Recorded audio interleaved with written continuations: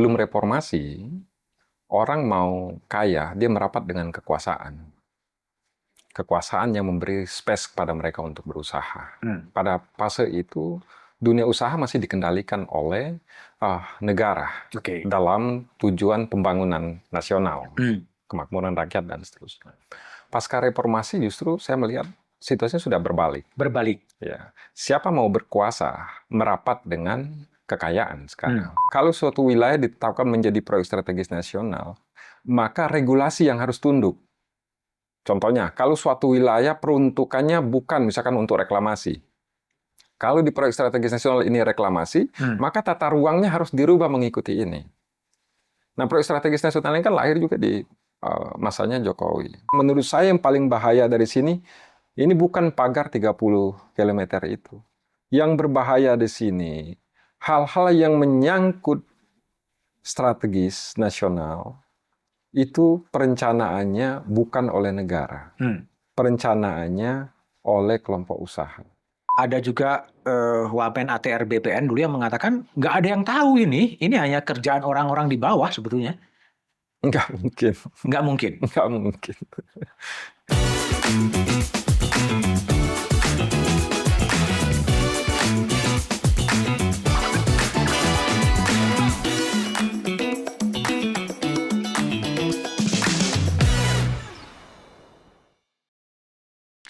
Oke, jumpa lagi di Back to BDM.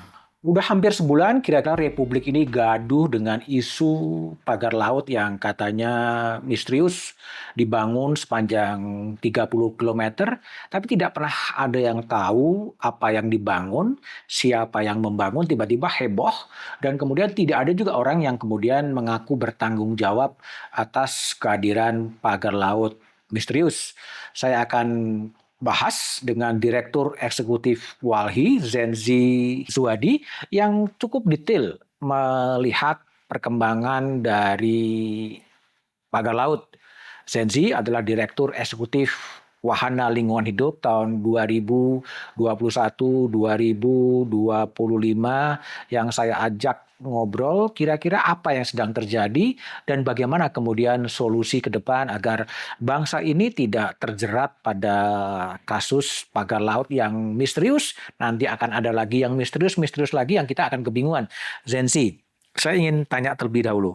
Sudah hampir sebulan ya sejak isu ini menjadi perhatian publik, sampai sekarang kelihatannya belum ada yang clear ya. Ini yang bangun siapa? Dan yang bertanggung jawab siapa? Apa ya sebenarnya terjadi menurut pengamatan Anda? Kalau saya lihat memang negara itu sudah tidak ditakuti oleh pengusaha. Negara sudah tidak ditakuti oleh pengusaha. Iya, nah kalau saya runut ya, kita mendalami kasus-kasus sumber daya alam ini kan bukan hanya di laut, tapi juga di darat. Memang ada perubahan mendasar relasi kekuasaan dengan dunia usaha. Sebelum reformasi, orang mau kaya, dia merapat dengan kekuasaan. Kekuasaan yang memberi space kepada mereka untuk berusaha. Pada fase itu, dunia usaha masih dikendalikan oleh negara dalam tujuan pembangunan nasional, kemakmuran rakyat, dan seterusnya. Pasca reformasi justru saya melihat situasinya sudah berbalik. Ya. Siapa mau berkuasa merapat dengan kekayaan sekarang. Jadi artinya orang-orang yang di masa sebelum reformasi yang membangun gurita kekayaan, sekarang mereka yang menentukan kekuasaan. Nah, inilah yang mengakibatkan negara nggak ditakutin oleh mereka. Karena baik itu kekuatan kekuasaan maupun paksi-paksi dalam kekuasaan dalam fragmen politik, ini mempunyai relasi dengan mereka. Nah, kalau saya melihat juga dari perkembangan kita, presiden sudah berapa kali berganti, pemilu sudah berapa kali berganti, saya melihat ada 3 fase perubahan relasi negara ini dengan kelompok pengusaha. Pada fase pertama, memang pasca Soekarno, itu siapa yang mau membangun kekayaan merapat dengan kekuasaan. Pada fase itu, posisi negara itu memisahkan manusia dengan sumber kehidupannya. Apa bentuknya? tahun 69, 140 juta daratan Indonesia itu ditunjuk sebagai kawasan hutan. Sehingga masyarakat tidak bisa lagi mengakses kawasan hutan. Dan kawasan hutan ini kemudian dialokasikan untuk sawit, akasia, tambang. Nah, ini fase pertama. Fase kedua, setelah reformasi, tepatnya tahun 2004, eh, pemerintah itu ditempatkan sebagai pihak yang melegitimasi kejahatan. Apa bentuknya? Jadi, kekuasaan presiden itu pasca reformasi, dia didistribusikan kepada pemerintah daerah. Nah, tahun 2004 ada kewenangan pemerintah daerah untuk menerbitkan izin-izin sektoral. Nah, pada fase ini, pemerintah itu melegitimasi. Jadi banyak sekali pertambangan, perkebunan yang sudah beroperasi, diberikan izin lah oleh pemerintah daerah. Nah, yang sekarang saya melihat, posisi pemerintah itu dia sudah menjadi instrumen dari bisnis. Instrumen dari bisnis. Nah, dikatakan dia instrumen dari bisnis, artinya yang punya perencanaan, punya cita-cita terhadap negara ini adalah kelompok korporasi. Negara sendiri tidak punya cita terhadap dirinya. Nah, inilah yang membuat sekarang baik apa yang mau direncanakan maupun terhadap apa yang sudah terjadi, mau dia sebesar apapun fenomenanya, siapapun memegang kekuasaan jadi gagap, tidak tahu apa yang harus diperbuat. Nah, ini satu ya, secara generalnya. Yang kedua terhadap kasus pagar laut ini kenapa dia susah sekali? Semuanya bilang saya tidak tahu, kami tidak tahu. Semua yang bilang tidak tahu itu mereka bersembunyi. Mereka bersembunyi. Karena mereka menjadi bagian dari proyek reklamasi itu. Saya ambil contoh KKP. Dia bilang tidak tahu. Tidak mungkin. Tidak mungkin. Tidak mungkin. Karena seorang pengusaha reklamasi itu kan sebelum dia memulai investasi atau bekerja di suatu tempat, dia harus mendapatkan izin lokasi dulu dari Kementerian KKP. Nah, Kementerian KKP ini sendiri ketika dia menerbitkan izin lokasi, dia harus menunjuk dua lokasi terhadap suatu rencana usaha. Satu lokasi reklamasinya, yang kedua lokasi wilayah yang akan ditambang untuk suplai pasirnya. Nah, ini berbarengan. Bulan Mei, bulan 7 2023, Menteri KKP-nya masih sama. Nah, bulan Mei itu Presiden menandatangani peraturan untuk eksploitasi pasir. Nah, Presiden pun sebenarnya di sini, tahun 2023 menurut saya, memang benar. Kebijakan itu kan tidak bisa dipidana ya. Apalagi seorang kepala negara. Tetapi kalau kebijakan itu bertentangan dengan konstitusi, bertentangan dengan undang-undang, menurut saya itu harus diperiksa. Kayak kemarin kita mengusulkan ini harus ada Satgas. Jokowi itu harus dipanggil. Kenapa dia harus dipanggil? Karena dia sebenarnya mengeluarkan peraturan tentang penempatan pasir sedimentasi itu, dia melawan undang-undang yang dia jadikan konsideran, jadikan payung dari kebijakan ini. Satu, undang-undang tentang pengelolaan pesisir dan kelautan. Apa perintah undang-undang ini? Bahwasanya pemerintah harus membuat tata kelola terhadap wilayah yang mengalami sedimentasi supaya ekologinya pulih. Pemerintah itu wajib menjaga wilayah ini agar tidak rusak. Nah, sedimentasi dalam bentuk apa? Sedimentasi ini bisa dia terjadi karena adanya pengendapan lumpur di daerah muara. Ini yang merusak ekosistem. Atau sedimentasi ini oleh tiling. Nah, pemerintah itu bertanggung jawab terhadap itu agar ekosistemnya tidak terganggu. Tetapi apa yang diambil keputusannya oleh Jokowi, pasir-pasir yang mengendap oleh proses geomorfologis dan kesetimbangan alam, pasir ini yang dibolehkan untuk diambil. Justru ini merusak ekosistem. Nah, ini bertentangan dengan perintah Undang-Undang Pesisir dan Kelautan itu sendiri. Nah, yang kedua, di konstitusi kita kan memang memerintahkan kepala negara atau presiden itu untuk melaksanakan perintah dari undang-undang dalam bentuk peraturan pemerintah atau perpres. Nah, peraturan yang dia buat ini bertentangan dengan undang-undang yang memerintahkan pengelolaan pesisir dan kelautan. Karena dia mengambil tindakan itu kan justru bertentangan dengan undang-undangnya. Oke, jadi gini, kalau saya coba konstruksikan pemikirannya Zensi, bahwa pagar laut ini adalah hasil kesepakatan dalam tanda petik antara pengusaha dengan pemerintah lama. Ya, Itukah pagar laut kemudian terjadi yang kemudian akan berujung pada reklamasi? betul. Kalau tidak ada kesepakatan, maka pemerintah sebelumnya itu tidak akan mengeluarkan regulasi untuk memfasilitasi ini. Hmm.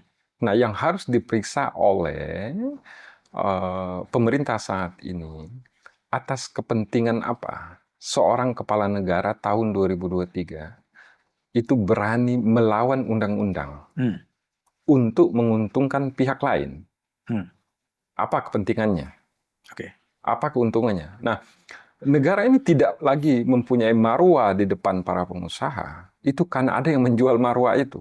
Ya. Siapa yang menjual marwah itu? Orang yang seharusnya menegakkan hukum. Nah, tahun 2023 itu kan kita tahu nih dari pengalokasian untuk tambang sedimentasi, peraturan dibuat oleh Jokowi dan menterinya, ya mereka yang memberikan ruang kepada para pengusaha ini.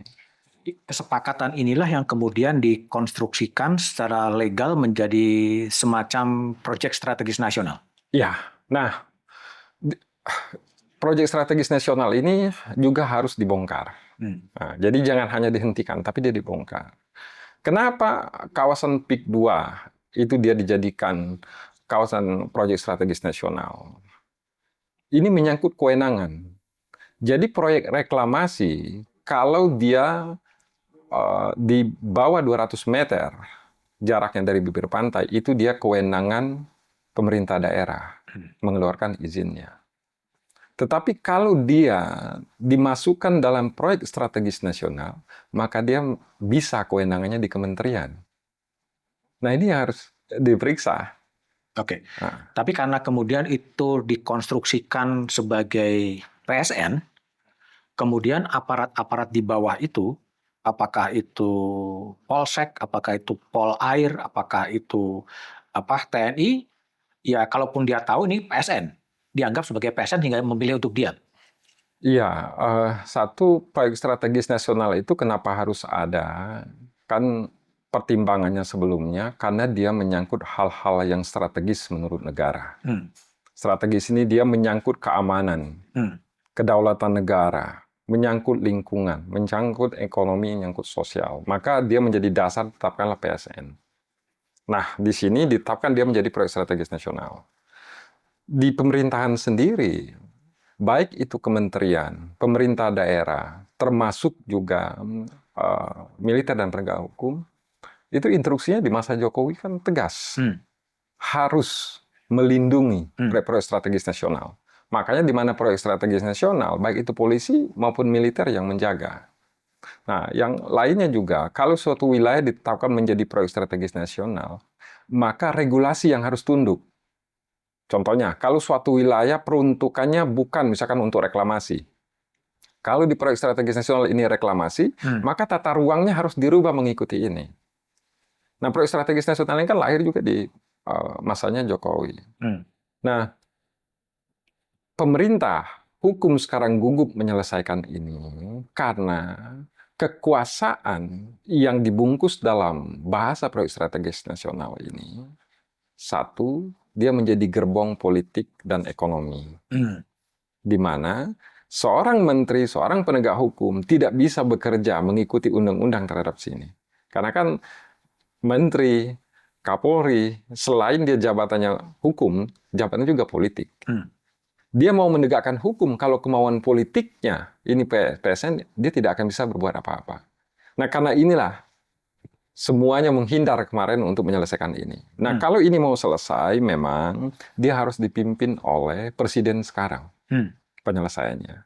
Bukannya setiap hari presiden memantau dan merintahkan untuk ini. Makanya Walhi itu mengusulkan ini harus ada satuan tugas khusus. Satuan tugas khusus. Nah, satuan tugas khusus ini kalau menteri yang harus ada itu 3. Menteri KKP, Menteri ATR BPN, dan Menteri Lingkungan Hidup. 3 ini.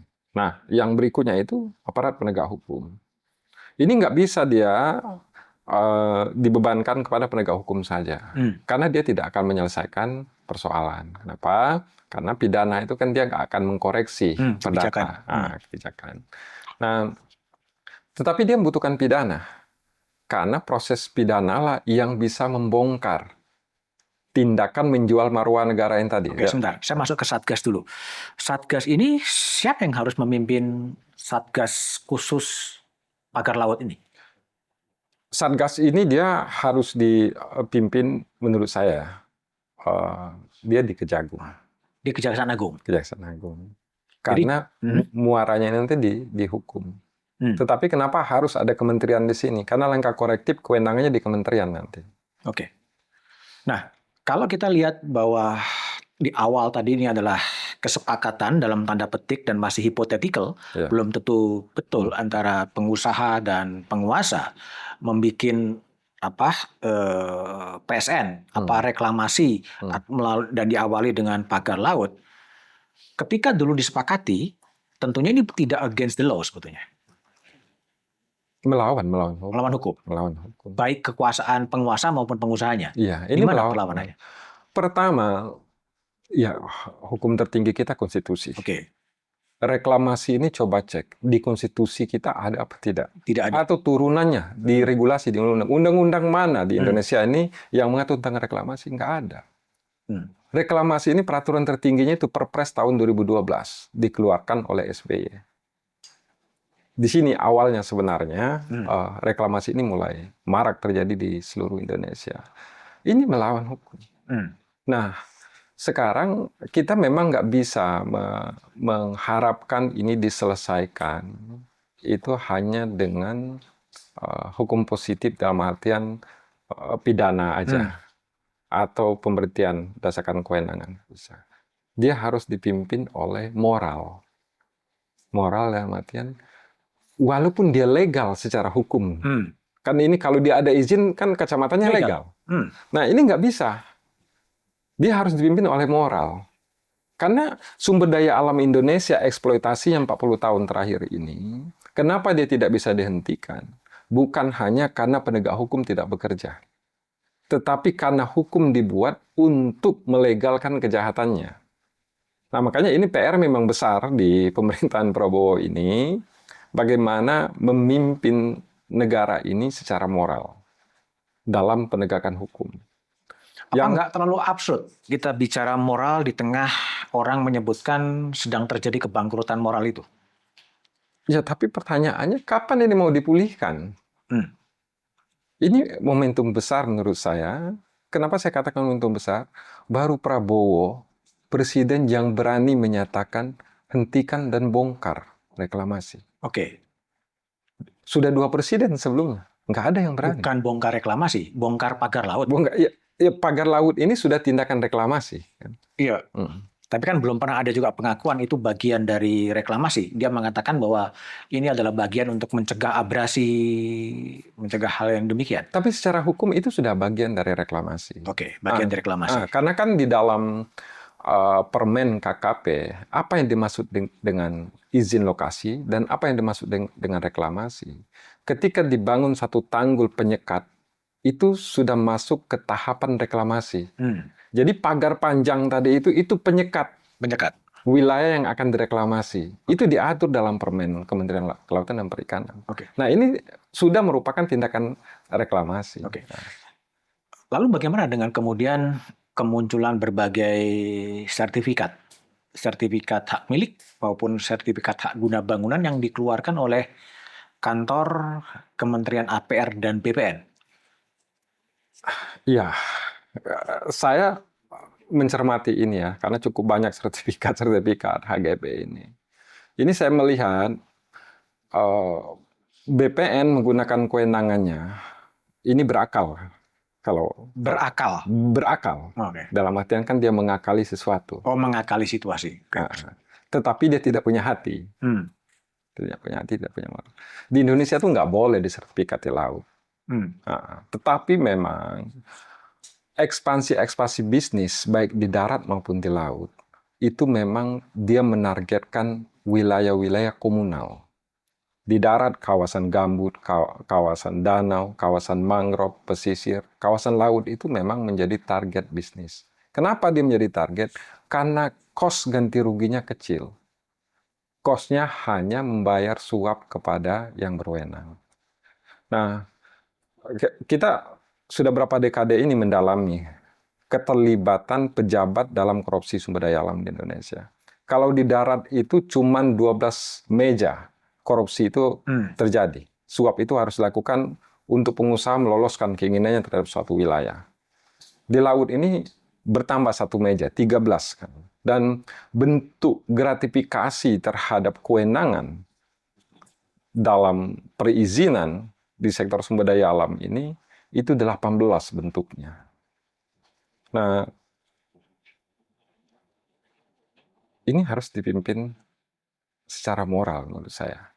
Moral dalam artian kepemimpinan membenahi ini harus ditunjukkan oleh presiden. Nah, yang harus diperiksa, apakah presiden saat ini mau ataukah presiden saat ini berani membenarin ini. Karena kalau kita mau mengkoreksi semua ini,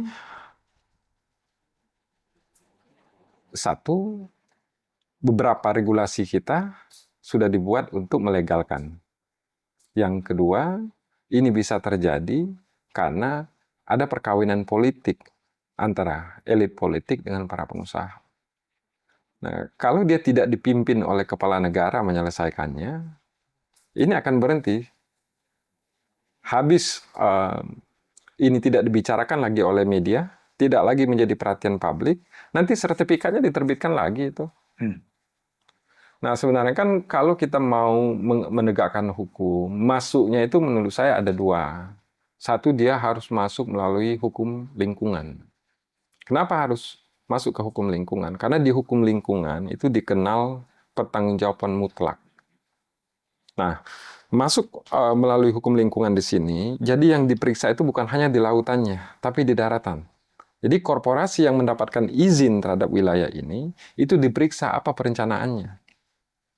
Nah, dari perencanaan baru diketahui nanti, dari 13 tahap perizinan, dia berelasi kepada kewenangan mana saja, kementerian mana saja, pemerintah daerah mana saja, partai mana saja. Dari proses penegakan hukum di lingkungan ini, baru bisa masuk ke tindak pidana, khusus ya kalau di Kejagung, di korupsinya. Keuntungan atau atas dasar kepentingan apa masing-masing pejabat ini menerbitkan izin di setiap tahapan. Ini kan dari pemerintah daerah, DPRD, di Kementerian Lingkungan Hidup, Kementerian KKP, Kementerian ATR BPN. Ini semua menjadi bagian sampai dia berani memagar laut itu, dia sudah jadi bagian selama ini. Oke, kalau kita lihat perkembangan yang ada ya, Nusron sebagai Menteri ATR BPN sudah membatalkan sekian sertifikat. Tentunya ada yang tidak dibatalkan juga. Ya. Lalu kemudian KKP dalam penjelasannya mengatakan akan ada denda administratif yang 18 juta sekian, dana yang seperti itu. Lalu kemudian Bareskrim belakangan mulai ikut-ikut atau diperintah untuk ikut menyelidiki dugaan pidana. Kejaksaan kemudian juga mulai memeriksa dugaan korupsi. KPK menerima laporan dari sejumlah aktivis untuk memeriksa dugaan korupsi. Banyak sekali institusi yang kemudian terlibat atau dilibatkan atau melibatkan diri gitu, dan kemudian akan bekerja sendiri-sendiri dan kemudian nggak tahu arahnya mau kemana sebetulnya. Ya. Kalau dia tidak dibentukkan Satgas, maka bisa jadi semua bekerja tadi atas dasar penyelidikan atau penyidikan, justru dia bekerja untuk menghentikan proses hukum terhadap itu. Tapi kalau ini dibikinkan Satgas, 1 kali 24 jam terang benderang semua kok itu. Kenapa? Karena semua datanya itu ada di seluruh kementerian itu. Kenapa Anda bisa optimis 1 kali 24 jam bisa selesai semua? Karena ketika kita, misalnya penegakan hukum nih, penegakan hukum, kita mau menyatakan ini naik dia dari penyelidikan ke penyidikan. Artinya harus ada pelaku, harus ada buktinya. Hmm. Nah, buktinya itu kan di satu Kementerian KKP, Kementerian Lingkungan Hidup, dan Kementerian ATR BPN. Kewenangan hukumnya itu ada di Polri, ada di Kejagung, dan ada juga di Kementerian Lingkungan Hidup. Bukti dan kewenangan itu duduk satu meja. Dan seluruh kementerian ini dari awal itu sudah terlibat dalam prosesnya. Nah, justru itu, ketika sebagian kementerian dan aparat sudah terlibat sejak awal, apakah tidak terjadi konflik kepentingan? Ketika kemudian mereka harus menyelidiki lagi apa yang mereka juga ketahui, apa yang juga mereka kerjakan sebetulnya. Kalau pejabat menterinya sama, akan ada konflik kepentingan. Tapi kalau pejabat menterinya berbeda antara yang menerbitkan dengan yang sekarang, seperti ATR BPN, dia tidak ada beban. Dia umumkan daftar, sertifikat, dan penerimanya. Dia tidak ada beban, karena dia tidak menjadi bagian dari itu. Dari awal kami menyatakan, kementerian yang menyatakan tidak tahu terhadap proyek ini, patut diperiksa dia menjadi bagian dari proyek ini. Kan juga ada juga Wamen ATR BPN dulu yang mengatakan nggak ada yang tahu ini hanya kerjaan orang-orang di bawah sebetulnya. Nggak mungkin. Nggak mungkin. Nggak mungkin. Nggak mungkin. Pejabat di Badan Pertanahan Daerah itu menerbitkan sesuatu, sertifikat yang berhubungan dengan usaha yang besar, itu dia tidak memberitahu atau tidak ada izin dari kementerian. Tidak ada restu atau bahkan pasti ada pengarahan dari kementerian. Nggak mungkin nggak tahu. Pasti tahu. Nah, sekarang dalam posisi begini sebetulnya yang perlu dilakukan adalah sebuah political correction gitu. Ya. Melakukan sebuah koreksi politik terhadap berbagai kebijakan yang telah dilahirkan oleh pemerintah lama. Itu dulu yang diambil, atau mau turun dari bawah sih? Dari penyelidikan, adakah dugaan korupsi, kolusi, dan lain sebagainya. Di mana langkah yang mau diambil sebetulnya? Menurut saya ini dia harus diawali dari pernyataan politik kepala negara. Kepala negara pandangannya seperti apa terhadap ini? Oke. Kenapa dia harus diawali kepala negara? Karena menurut saya yang paling bahaya dari sini, ini bukan pagar 30 km itu. Yang berbahaya di sini, hal-hal yang menyangkut strategis nasional, itu perencanaannya bukan oleh negara. Perencanaannya oleh kelompok usaha. Merubah ruang, merubah daratan, merubah pulau. Nah, Presiden sekarang, apa sikap dia terhadap ini? Nah, kalau sikap ini udah diambil, dia bisa dimulai dari atas. Karena kalau dia mau dimulai dari bawah, para penegak hukum, para pejabat di kementerian juga akan ragu. Dia akan muaranya kemana? Nah, justru proses transaksi korupsi itu rentan terjadi. Kalau hukum berjalan, tujuan politiknya tidak ditentukan di awal. Karena multitafsir di penegak hukumnya sendiri. Maka dia harus diawali oleh Presiden Prabowo. Sampai sekarang Presiden Prabowo juga belum menyatakan sikapnya secara clear selain membongkar pagar laut. Tetapi apakah akan mengkoreksi proyek strategis nasional dan kemudian menyatakan bahwa ini dibatalkan gitu? Nah, itu mengkhawatirkan justru kalau Presiden Prabowo menyikap ini hanya terganggu kepada pagar laut. Artinya kepentingannya bukan untuk mengembalikan marwah negara. Kepentingannya bukan untuk menunjukkan rasa keadilan bagi perasaan rakyatnya. Saya justru khawatir kepentingannya bukan kelompok mereka yang berbisnis di sini. Karena seorang kepala negara kepentingannya itu harus mengadres rasa keadilan rakyat, mengembalikan marwah negara. Harusnya apa yang diambil oleh Presiden Prabowo sebetulnya, kalau menurut Anda? Sebenarnya kalau mau mudah menurut saya, satu keputusan politiknya, Hmm. semua proyek reklamasi ini harus dievaluasi. Karena proyek reklamasi ini bukan direncanakan oleh negara. Bukan menjadi cita-cita negara ini diproklamasikan. Makanya dia tidak ada dalam konstitusi dan tidak ada juga dalam regulasi-regulasi yang dilahirkan sebelumnya. Artinya dia bukan cita-cita negara. Yang kedua, ini cita-cita dunia usaha. Nah kan nggak boleh dunia usaha merancang sesuatu yang sangat strategis dan berpengaruh kepada geopolitik di Indonesia. Itu bertentangan dengan cita-cita negara ini didirikan. Kalau presidennya tidak mengkoreksi ini dari positioning itu, menurut saya, ya ribut-ribut ini tadi, Prabowo juga mengambil sikap terhadap ini, kepentingannya bukan untuk menegakkan marwah itu. Jadi, ini harus dikoreksi semua, seluruh proyek reklamasi itu harus. Proyek reklamasi harus dikoreksi. Harus dikoreksi. Harus dikoreksi itu artinya dihentikan. Ya, artinya kan koreksi itu begini. Kenapa proyek ini harus ada? Harus dievaluasi.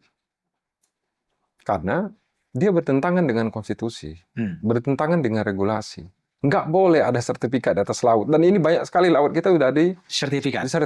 Sudah banyak ya? Sudah banyak. Nah, untuk mengkoreksi ini kan harus dipimpin oleh seorang kepala negara. Karena negara ini sekarang menjadi seperti tidak bertuan, itu karena memang penyelenggara negara itu tidak menunjukkan marwahnya depan para penjahat sumber daya alam dan lingkungan di Indonesia. Atau mungkin situasi ini menjadi dilematis karena dalam kampanye presiden kemudian juga calon presiden Prabowo juga mengasosiasikan sebagai kesinambungan dari pemerintahnya Pak Jokowi. Ya, walaupun dia mau melanjutkan kesinambungan, kalau sesuatu itu dimulai oleh presiden sebelumnya bertentangan dengan konstitusi, bertentangan dengan keinginan rakyat, kenapa harus dilanjutkan? Justru seseorang setelah satu periode presiden, 2 periode presiden, dipilih presiden baru, itu kan untuk tetap menjaga marwah negara ini. Untuk apa kita angkat seorang presiden lagi setelah Jokowi, kalau dia itu tetap bekerja kepada satu kejahatan yang sudah dijalankan oleh presiden sebelumnya. Iya, tapi faktanya sampai sebulan isu ini ribut, kan juga belum ada sebuah political statement yang mengatakan mengevaluasi semua proyek-proyek reklamasi sebetulnya.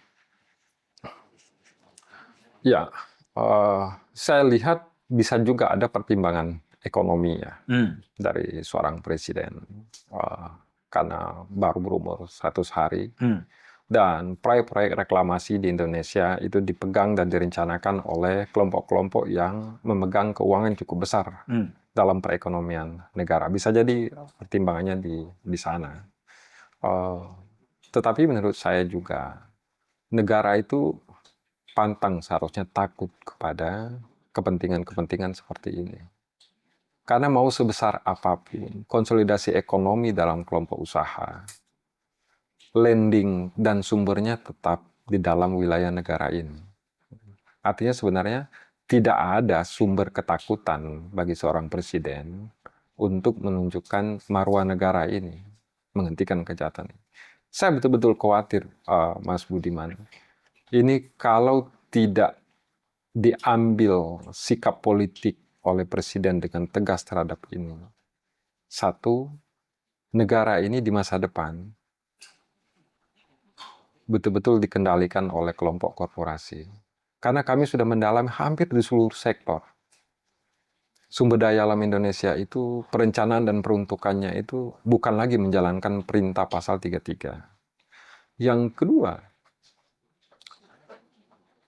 kenapa kos politik sekarang sangat besar? Karena rakyat tidak percaya lagi kepada negara untuk membela kebenaran dan mewujudkan keadilan bagi kepentingan rakyat. Nah, ini kalau presiden berani menunjukkan ketegasan politik dan ketegasan negara terhadap ini, saya sangat berkeyakinan kepercayaan rakyat kepada pemerintah itu akan muncul lagi. Dan dampak politiknya, mungkin money politik dalam pemilu-pemilu berikutnya itu akan turun. Sekarang money politik itu sangat tinggi, baik di daerah maupun di nasional. Karena rakyat itu nggak percaya pemerintah itu akan bekerja kepada mereka.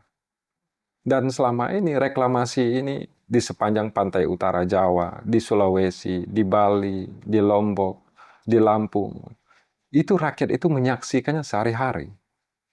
Mereka menyaksikan ketidakadilan di sana. Wilayah yang tadi tempat mereka melaut, ini dikeruk. Tadi ini jalan mereka melaut ditutup. Mereka menyaksikan ketidakadilan itu selama ini. Makanya saya bilang, kalau tidak ada sikap politik dari presiden terhadap ini, maka tidak ada dasar rakyat itu untuk percaya kepada pemerintah. Tapi sejauh ini memang belum kelihatan ya sikap politiknya, dan ya dibiarkan gitu. Tapi yang mengkhawatirkan kan di bawah terjadi, mudah-mudahan tidak terjadi konflik antara masyarakat sebetulnya. Seperti dalam kasus pagar laut. Ini kalau, jadi begini ya, sikap dan keputusan politik seorang presiden dibutuhkan supaya dia menjadi kompas, menjadi penerang kepada seluruh pihak, arahnya akan kemana. Nah, kalau tidak ada sikap dan arah politik yang jelas dari kepala negara atau presiden, maka ini akan berujung konflik yang besar di bawah. Rakyat yang selama ini ditindas, mereka sudah menunjukkan sikapnya, mereka menolak ini. Nah, dunia usaha itu akan membentuk juga nanti kelompok yang berkepentingan terhadap proyek-proyek ini. Nah, ini akan menjadi konflik yang besar di lapangan.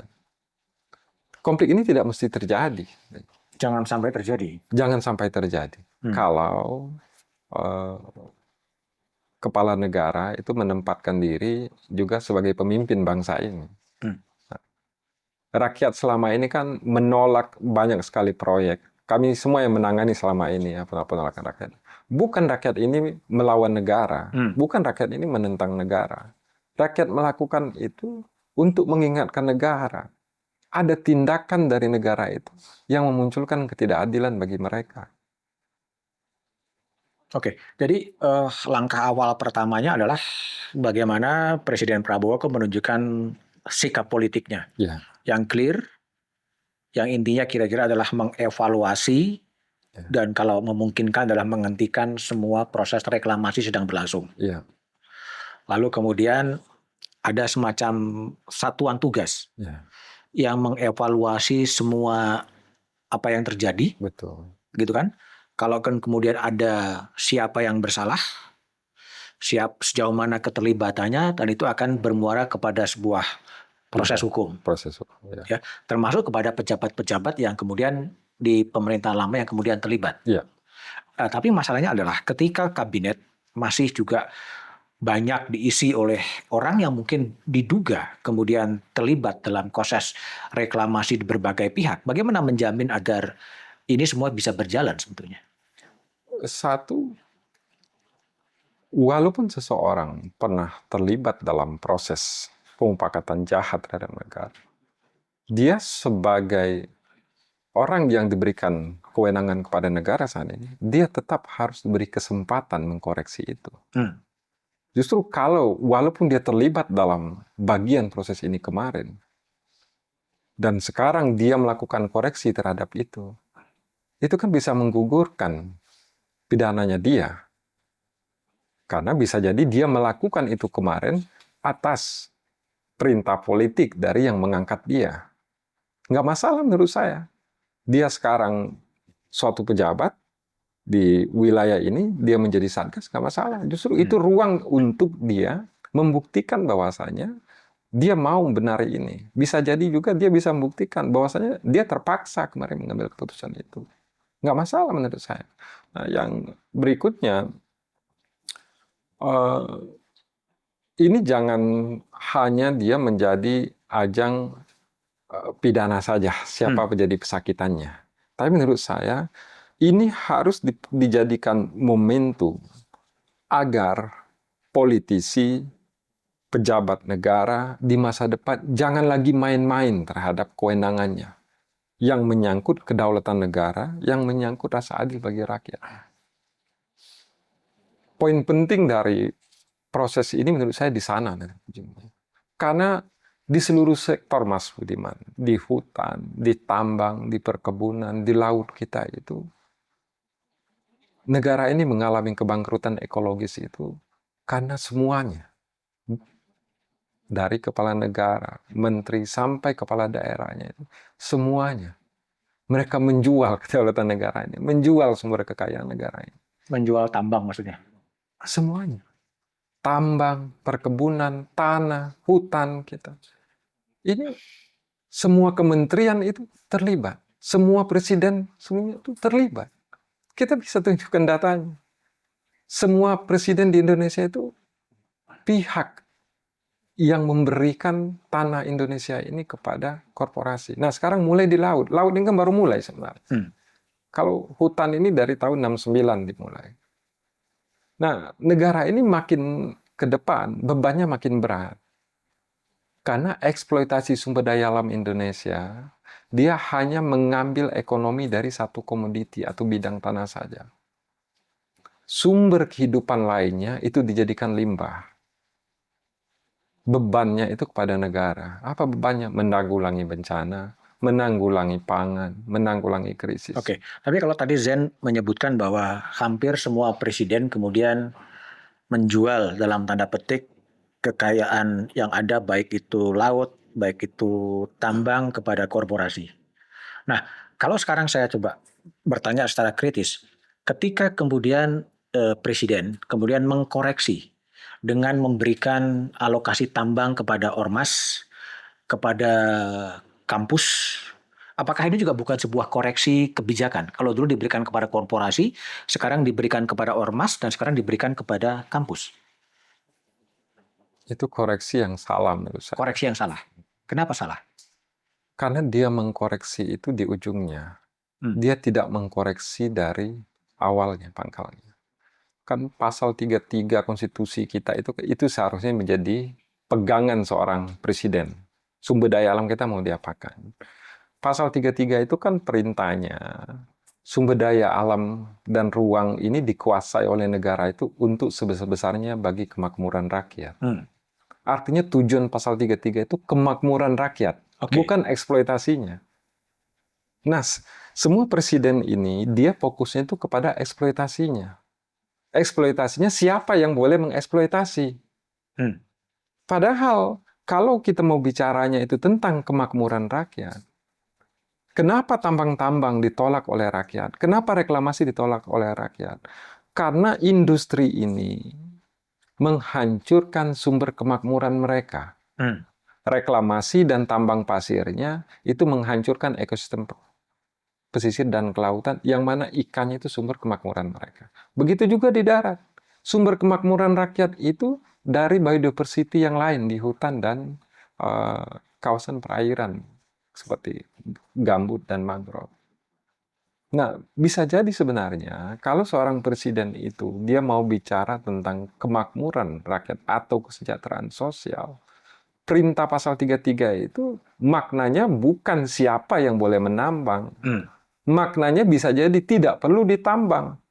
Tetapi memang dari setiap periode kepresidenan kita ada bolong di pemerintah kita. Pemerintah kita itu tidak melakukan inventarisir dan memahami ekonomi negara yang berkembang di rakyat. Sehingga cara pikirnya, turunannya dalam undang-undang lingkungan dan undang-undang sektoral, perhitungan pembangunan ekonomi itu basisnya komoditi atau sektor. Komoditi yang ekonomi berkembang, misalkan tambang nih. Tambang mau dibangun di sini, yang dihitung itu berapa potensi dari tambangnya. Tetapi apa yang hilang karena eksploitasi tambang ini tidak dihitung. Padahal kalau kita mau baca hasil dari reformasi dalam hal ini undang-undang korupsi dan undang-undang KPK, konsideran undang-undang korupsi itu, kenapa harus ada undang-undang korupsi di Indonesia? Untuk menyelamatkan negara dari kehancuran perekonomian negara, bukan keuangan negara. perekonomian negara. Tetapi perekonomian negara ini tidak dimaknai dalam ekonominya rakyat. Nah, saya melihat Kejaksaan Agung itu sudah ada kemajuan. Ketika melakukan penyidikan, penegakan hukum kepada timah di Bangka Belitung, yang dihitungnya itu perekonomian negara dalam lingkungan dan sosial. Meskipun dalam faktanya yang dikembalikan juga tidak bisa sebesar itu ya. Tidak bisa sebesar itu. Tetapi ini mendidik kita bernegara bahwasanya kekayaan negara itu bukan hanya komoditi sumber daya alam yang harus ditambang. Oke. Kalau kembali kepada pagar laut, nah sekarang KPK udah menerima laporan dari Abraham Samad, dari berbagai untuk masuk menyelidiki dugaan korupsi. Ya, Kejaksaan juga sudah mulai memanggil-manggil, Bareskrim juga memanggil-manggil. Ini 3 lembaga yang semuanya akan berorientasi kepada penyelidikan dugaan pidana. Ini mau diapain terus kemudian? Saya takut tuh kalau 3-3-nya bekerja. 3-3-nya saling sandra nanti. Saling sandra. Ini penyidikan sedang berjalan di sini. Itu nggak boleh, seharusnya ini kewenangan kami. Lalu siapa yang berwenang sekarang? Makanya harus Satgas. Supaya semuanya dalam satu kewenangan. Penyelidiknya, penuntutnya, maupun yang akan mengkoreksi secara administrasi. Karena kalau tidak dibikinin Satgas, ini nggak tahu gitu ujung kemana nanti. Ini kan memperebutkan semua barang bukti dan saksi-saksi yang ada gitu. Iya. Meskipun KPK baru pasif menerima laporan gitu, Kejaksaan mungkin juga sudah penyelidikan, kepolisian juga baru mulai gitu. Itu bukan nanti saling itu, ya di end of the day-nya nggak ketahuan akan kemana ya? Iya, dan bisa jadi dia saling menggugurkan nanti. Bisa jadi dari satu kelembagaan ini dia akan lebih progresif mengarahnya. Tapi ada yang satu yang memulai lebih duluan, dia justru mencegah sesuatu yang lebih progresif. Ini dibiarkan agar saling menutupi atau ketidaktahuan atau gimana? Menurut saya dibiarkan sekarang. Dibiarkan atau memang diperintah? Semua selidiki gitu? Bisa jadi. Tetapi menurut saya bahaya ya. Saya melihat begini ya. Saya melihat Prabowo itu seorang jenderal. Mestinya dia paham menangani operasi penanganan terhadap situasi ini. Bisa kalau dibiarin begini, bukankah konfliknya akan besar nanti? Iya. Antara kelembagaan negara itu bisa jadi muncul konflik juga. Atau jangan-jangan orang berpikir ini pengalian isu juga? Saya justru khawatir isu ini nanti dialihkan. Isu ini yang justru dialihkan nanti. Kan isu itu kan segera bermunculan ya. Isu A diganti isu B, isu B diganti isu C diganti terus, kemudian mungkin seminggu 2 minggu hilang, seminggu 2 minggu hilang gitu kan. Sehingga konsentrasi publik terpecah-pecah dengan berbagai isu. Jadi kan ada satu yang lebih besar dari itu. Saya melihat presiden ya, mulai menarik diri terhadap isu ini ketika ini sudah mulai mengarah kepada seluruh reklamasi. Nah, presiden itu baru kita lihat ini perintahnya bongkar pagar laut. Nah, kepentingannya baru dilihat itu kepada pagar laut.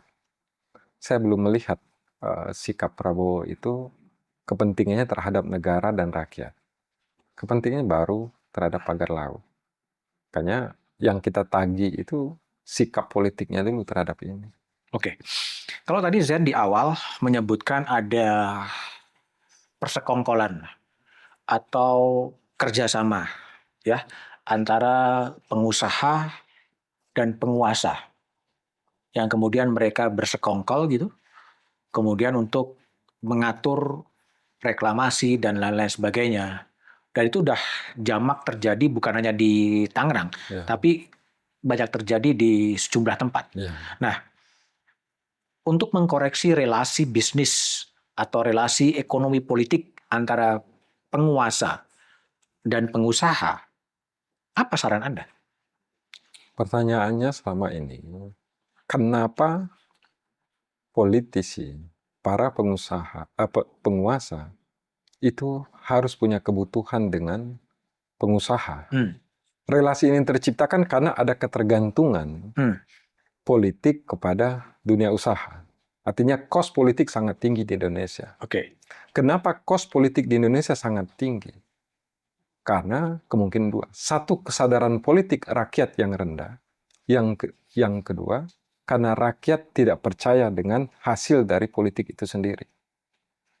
Kenapa momentum ini penting bagi presiden untuk mengambil sikap politik dan menunjukkan marwah negara di hadapan rakyat? Karena ini juga akan merubah budaya politik di Indonesia di masa depan. Oke. Bisa jadi di masa depan penguasa, politisi itu tidak akan terlalu bergantung dengan pengusaha. Kalau kemauan politik rakyat itu berbarengan dengan harapan politik mereka, kos politik tidak akan besar di masa depan. Oke. Itu satu hal ya, mahalnya biaya politik. Tapi kalau tadi Zen di awal mengatakan bahwa sekarang pengusaha justru lebih dominan, ya, yang mengontrol kebijakan-kebijakan negara gitu. Ini ada bukunya Jeffrey Winters yang disebut Dubai Oligarki, ya, di mana kekuasaan usaha lebih mendikte dan mendominasi kebijakan-kebijakan politik.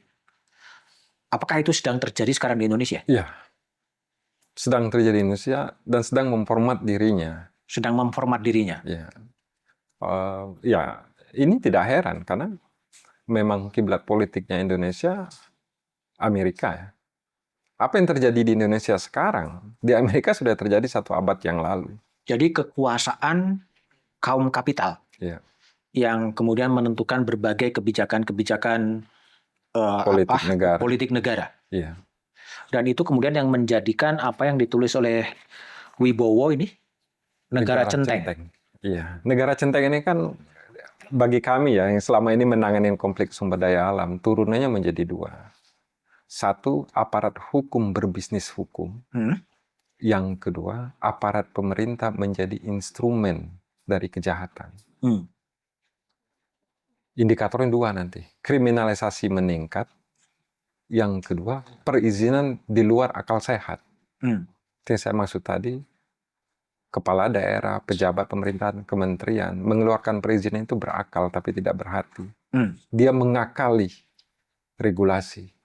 Yang terjadi di Pulau Pari, di Tangerang, dipecah perizinannya berdasarkan sertifikat-sertifikat. Di Pulau Pari demikian. Kenapa? Karena pulau kecil kan tidak boleh diserahkan kepada satu badan usaha. Jadi dipecah sertifikatnya atas nama orang dulu, baru sertifikat ini dikuasai oleh korporasi. Nah ini kan berakal namanya. Tetapi tidak punya hati nurani. Dia mengabaikan rasa keadilan, mengabaikan kepentingan rakyat, mengabaikan nasib rakyat itu seperti apa.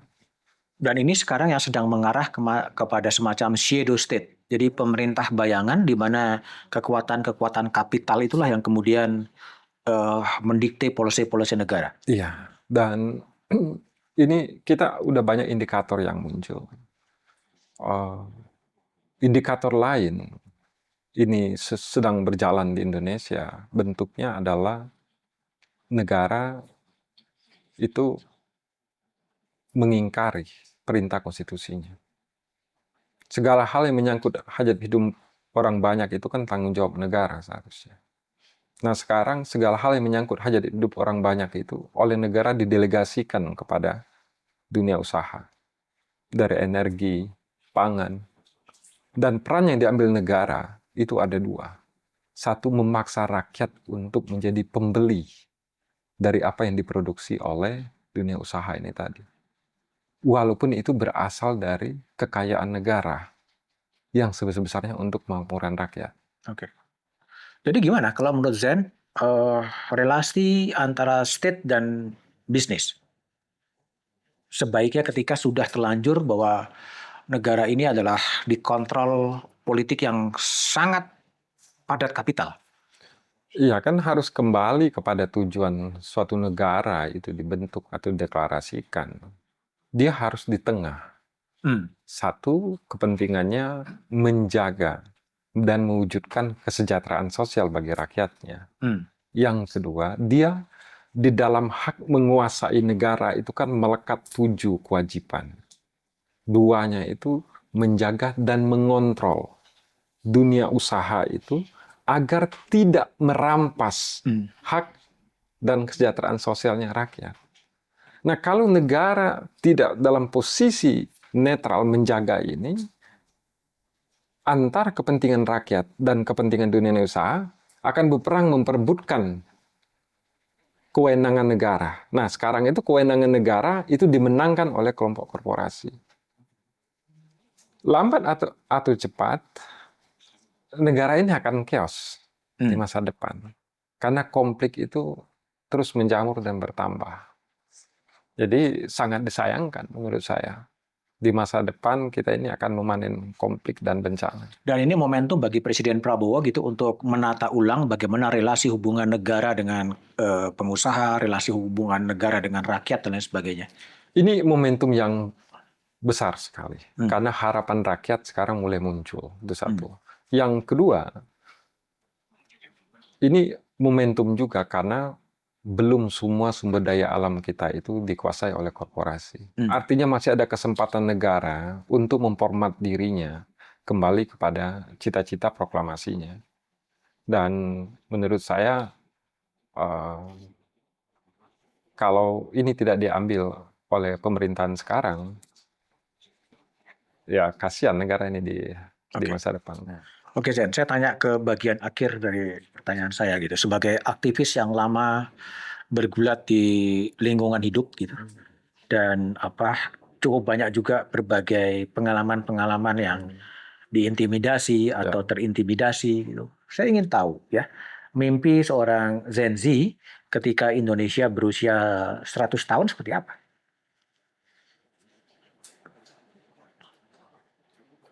Kalau rakyat itu tidak diganggu saja oleh pemerintah, negara ini akan sejahtera. Rakyat ini sekarang hidupnya susah. Rakyat bangsa ini, generasi mudanya tidak punya cita-cita. Karena sumber harapannya itu dirampas oleh negara. Kalau ada kepemimpinan politik negara, seharusnya kan negara kan dipimpin oleh konstitusinya ya. Konstitusinya yang memimpin dan semua periode pemerintahan itu tunduk kepada tujuan konstitusi.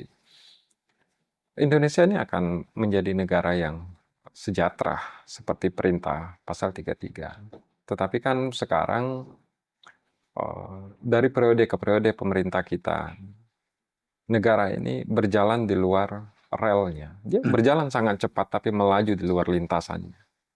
Melaju di luar lintasan. Ya. Yang akan pergi kemana? Ke kepentingannya dunia usaha. Ke kepentingan lebih berpihak kepada dunia usaha. Ya, dia mengingkari perintah pasal 33 itu. Kita bisa periksa, Mas Budiman. Undang-undang pertambangan pertama Indonesia tahun 60 itu konsiderannya itu masih pasal 33 konstitusi. Berubah dia ke ketentuan pokok pertambangan tahun 67. Dia tidak menyebutkan lagi konsiderannya pasal 33. Dia menempatkan pertambangan itu sebagai komoditi untuk pertumbuhan ekonomi, bukan lagi untuk kepentingan rakyat. Nah, dari tahun 67 sebenarnya penyelenggaraan negara kita itu sudah mulai keluar dari lintasannya, keluar dari tujuan konstitusi. Dan semua sektor, pertambangan, perkebunan, ya memang kalau kita mau ukur dari pertumbuhan ekonomi, terjadi pertumbuhan ekonomi. Tetapi kalau pertanyaannya apakah terjadi peningkatan kesejahteraan rakyat? Tidak. Kenapa orang berlomba-lomba urban dari kampung ke kota? Karena setiap generasi kedua di suatu wilayah, dia kehilangan kesempatan untuk mewarisi peradaban orang tuanya. Anak muda tidak bisa lagi bertani karena tanahnya diserahkan kepada perusahaan. Itu adalah impian Zen. Jadi ketika rakyat itu sudah tidak direcoki oleh negara dan dia bisa memanfaatkan kekayaan yang ada di dalam bumi Indonesia untuk kepentingan dia. Kalau negara yang menurut Anda ideal di luar Indonesia, negara mana? Saya mengunjungi cukup banyak negara dan mendalami ini mereka. Salah satu negara yang saya cukup kagum ya, itu Norwegia. Norway. Orang-orang di sana kalau secara spiritual mungkin mereka ya di sana dilarang disebut ya. Hmm. Nah, kalau secara spiritual orang Indonesia sangat spiritual, tapi tindakannya tidak spiritual. Di sana orang dengan spiritualnya demikian, kesejahteraan rakyat itu menjadi tujuan. Dan Indonesia ini bisa jauh lebih sejahtera dari negara-negara Skandinavia. Karena kita mempunyai banyak hal yang negara lain tidak punya. Nah, kalau kita tidak sejahtera rakyatnya, artinya ada yang salah dalam tata kelola. Karena tata kelolanya oleh pemerintah, artinya ada yang salah dengan yang menyelenggarakan pemerintahan di Indonesia. Oke. Nah, kalau telah berkunjung ke sejumlah negara dan cukup lama berkutat dan memahami Indonesia gitu, apa sih yang menurut Zen seorang aktivis lingkungan hidup yang menjadi the core of the problem of Indonesia sebenarnya? Apa akan masalah dari bangsa ini sebenarnya? Negara gagal memahami rakyatnya. Negara gagal memahami rakyat.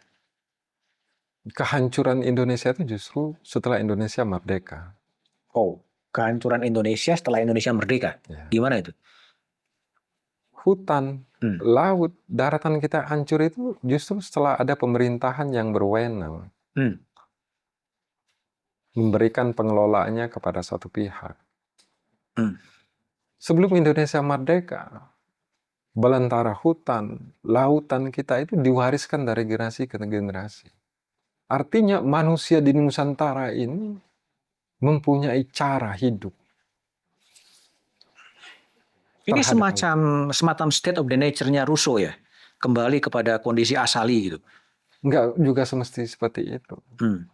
Tetapi seharusnya pembangunan itu berangkat dari apa yang direncanakan oleh rakyatnya. Supaya negara tidak membangun sesuatu, menghapuskan tatanan yang dibangun oleh rakyat. Kami mengidentifikasi ada 7 keruntuhan peradaban di Indonesia. Apa itu? Dalam 50 tahun ini karena kesalahan pemerintah. Indikator pertamanya bahasa. Bahasa, oke.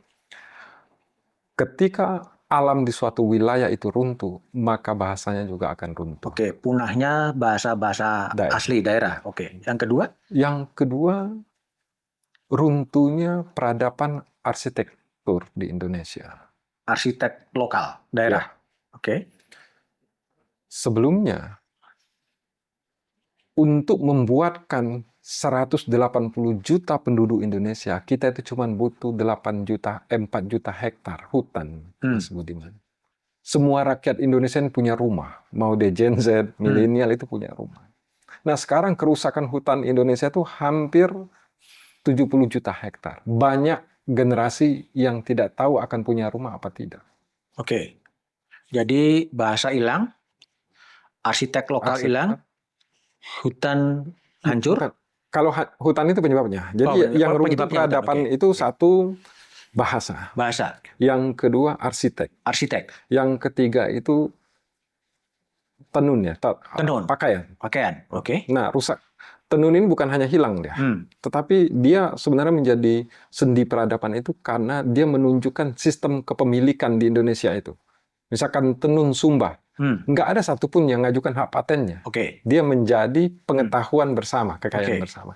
Yang ketiga, sistem pengobatan. Yang keempat, sistem pengobatan. Sistem pengobatan digantikan oleh Western. Ya. Nggak menyatakan yang Barat salah. Iya. Nah, yang selanjutnya, tata konsumsi dalam hal ini kuliner. Yang keenam ini seni bela diri. Seni bela diri lokal, nasional. Ya, dan perkakas. Nah, dan yang terakhir itu tatanan sosialnya semua. Tatanan sosial. Nah. Itu semua tergilas oleh modernitas. Bukan modernitas menurut saya. Modernitas itu ujung dari sebuah proses. Sebenarnya 7 sendi ini tadi dia justru bisa berkembang kalau ilmu pengetahuan dikembangkan negara ini dipakai untuk memahami dan mengembangkannya. Hmm. Semua rumah dibangun berdasarkan arsitek di daerah, Hmm. itu sebuah pengetahuan Hmm. atas pemahaman manusia di waktu itu terhadap alamnya. Ya. Nah, ini pengetahuan ini kan tidak didalami dan tidak dikembangkan. Hmm. Nah, karena sendi-sendi ini tidak dipahami, tidak dikembangkan, akhirnya sekarang kita mencontoh rumah-rumah dari barat ya. Oke. Nah, Ya. akhirnya apa? Kita harus menambang kars, pegunungan kapur, yang menjadi benteng terakhir pulau-pulau besar di Indonesia. Ketika tambang ini dibongkar, dia menghancurkan sistem yang lain, pangan, produksi Oke. padi dan lain-lain. Itu tuh tiga faktor yang bisa memicu hancurnya peradaban Nusantara Iya, Indonesia. Oke. Kalau pemimpin informal di nasional maupun internasional yang Zen kagumi sebagai tokoh yang memang cocok dalam pikiran-pikiran, itu siapa ya? saya tidak ada. Tidak ada. Karena menurut saya, Indonesia ini, kami menyebutnya Nusantara ya, kepemimpinan itu adalah kearifan di tempatnya masing-masing. Kita tidak bisa mengeneral nilai-nilai itu untuk ditempatkan kepada semua wilayah. Saya nyaris tidak ada yang saya kagumi dari tokoh-tokoh. Yang saya kagumi itu kearifan manusia Nusantara. Kearifan manusia Nusantara. Sampai wilayah itu dihancurkan. Itu kepemimpinan sesungguhnya menurut saya. Kepemimpinan sesungguhnya adalah kearifan itu. Iya, kearifan untuk memahami dan menyelami aspirasi dari rakyat itu sendiri. Aspirasi dari rakyat dan termasuk mengelola sesuatu itu bukanlah kompetisi. Oke. Tapi pertanyaan kemudian berikutnya adalah apa sih yang kemudian faktor yang bisa menjadi pemersatu bahwa kita adalah Indonesia? Rasa apa? Dulu sebelum kemerdekaan kemudian orang mengatakan kesamaan bahwa kita pada satu saat akan merdeka. Yang namanya adalah Indonesia. Nah, setelah kemudian kita Indonesia, apa yang bisa menjadi semacam penyatu, pemersatu bahwa kita Indonesia? Justru perbedaan di Indonesia itu sendiri. Jadi kalau kita mau membangun ikatan emosional kolektif rakyat Indonesia, maka langkah yang harus diambil itu kita membangun budaya menghormati perbedaan di Indonesia. Nah, secara regulasi sebenarnya, saya mendalami juga regulasi yang dibuat di masa kolonial. Nah, regulasi yang dibangun di Indonesia sampai dengan hari ini, itu kan mencontoh regulasi yang dibangun di masa kolonialnya Belanda. Tapi ada satu regulasi yang dibangun oleh Inggris di Sumatera bagian selatan. Itu satu-satunya regulasi di Indonesia yang dibangun, dia mengadopsi semua aturan yang berlaku di setiap satu kesatuan penduduk. Dia berlaku secara general, tapi penerapannya disesuaikan dengan daerahnya masing-masing. Jadi kekuatan Indonesia adalah politic of difference ya. Ya, memang perbedaan itulah yang memang keniscayaan dan menjadi kekuatan ya. Iya. Nah, kalau Indonesia ini diseragamkan, Mas Budiman, justru beban dan kehancurannya akan makin besar. Justru kami mengenalkan juga sekarang dari hasil kajian kami buku Ekonomi Nusantara. Ekonomi yang dibangun manusia Nusantara dari proses mereka mengenali dan beradaptasi dengan ekosistemnya. Dan perbedaan ekosistem di laut Indonesia, laut itu bukan pemisah. Laut itu penghubung perbedaan ekosistem dan sosial. Nah, menurut saya kegagalan besar bangsa kita, dalam hal ini negara, gagal mengenali wilayah dan bangsanya sendiri. Makanya bingung mau diformat kemana. Oke, Zenzi, thank you ya, makasih ya. Oke, itulah obrolan saya dengan Direktur Eksekutif WALHI, Zenzi. Menarik gagasannya karena menggali perspektif lokalitas. Dia menyebutkan ada 7 faktor yang bisa menghancurkan atau merobohkan peradaban Nusantara atau peradaban Indonesia. Tetapi juga ada saran yang disampaikan oleh Zenzi kepada Presiden Prabowo Subianto adalah segera mengeluarkan sebuah political statement gitu soal bagaimana sikap kepala negara soal maraknya reklamasi di sejumlah tempat agar imajinasi soal reklamasi itu tidak berasal dari korporasi, tetapi dari negara itu sendiri. Silakan like, share, dan komen, dan silakan usulkan jika memang ada narasumber-narasumber saya yang akan kemudian didatangkan di kemudian hari. Sensi, thank you. Ya, sama-sama, Mas Yudi.